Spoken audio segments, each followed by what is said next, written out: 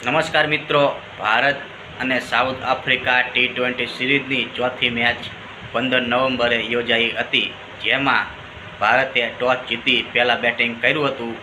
તો ભારતની શરૂઆત સારી રહી હતી.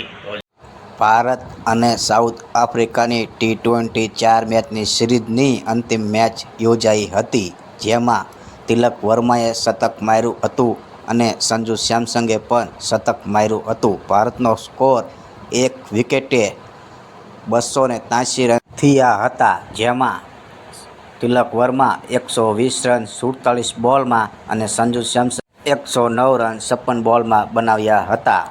ખાલી 93 બોલમાં 210 રનની પાર્ટનરશિપ કરી હતી. સાઉથ આફ્રિકાની પૂરી ટીમ 148 રનમાં ઓલ આઉટ થઈ ગઈ હતી.